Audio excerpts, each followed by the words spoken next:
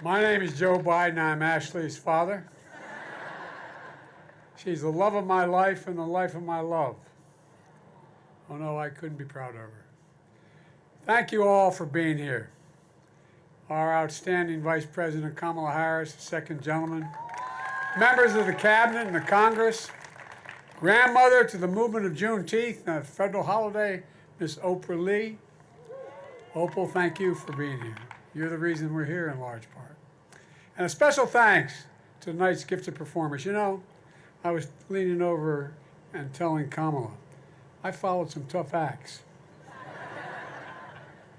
I've spoken before Nobel Prize winners. I've spoken after the Pope. I've spoken to every Medal of Honor winners, military heroes. But my Lord, I've never spoken before a group like this. I had the honor to bestow some of our nation's highest awards to some of our most important black artists, writers, performers, producers, theater and ballet companies.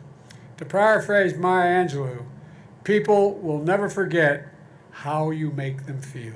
And you all made us feel incredibly well.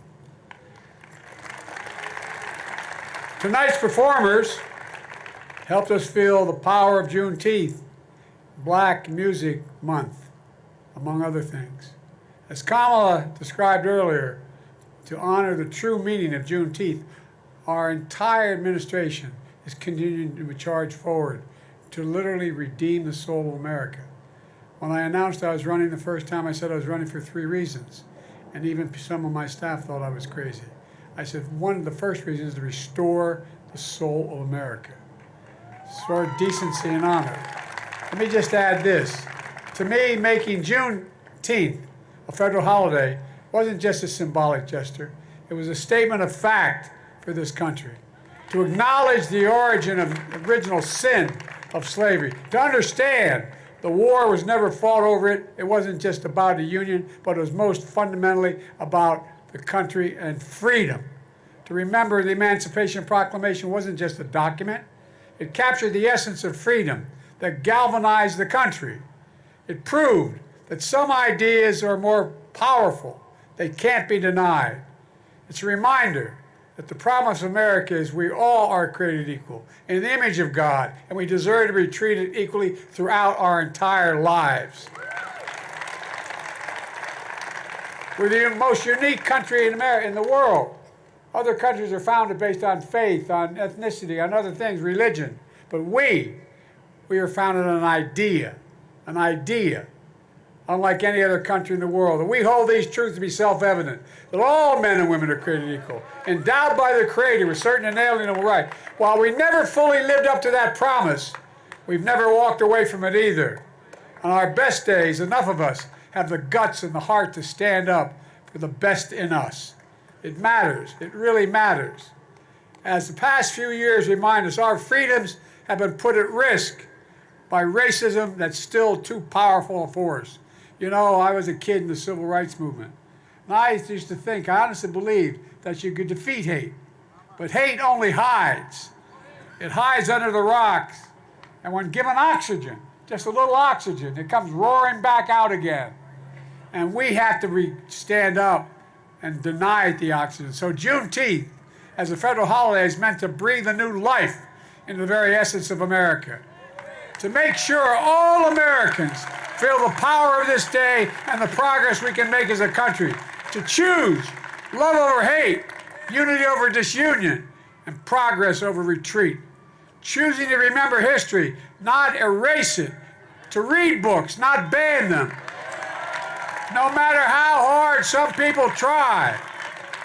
That's what's great about it. That's what great nations do. And we're a great nation. Let me conclude with this.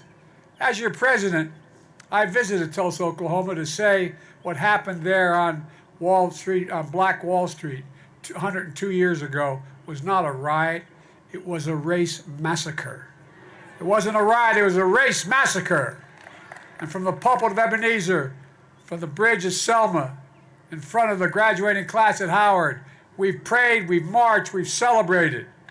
And here at the White House, we've hosted champion teams with black athletes, continuing the legacy of social activism advocacy. I signed a law 100 years in the making, believe it or not, to make lynching a federal hate crime, and hosted the first screening of The Till, the movie 100 years after the birth of a nation, was screened in this same room. Folks, my message on these occasions and on this Juneteenth day is we got to go forward. We have to move forward together.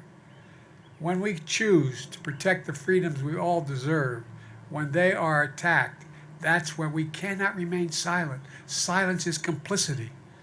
To heal the wounds of division so racism no longer tears us apart, we have to choose to be believers in a dream, doers of the world. As the gospel song goes, we've come too far from where we started. Nobody told me the road would be easy. I don't believe he brought me this far, so leave me. My fellow Americans, I don't think the Lord brought us this far. The good Lord brought us this far and leave us behind.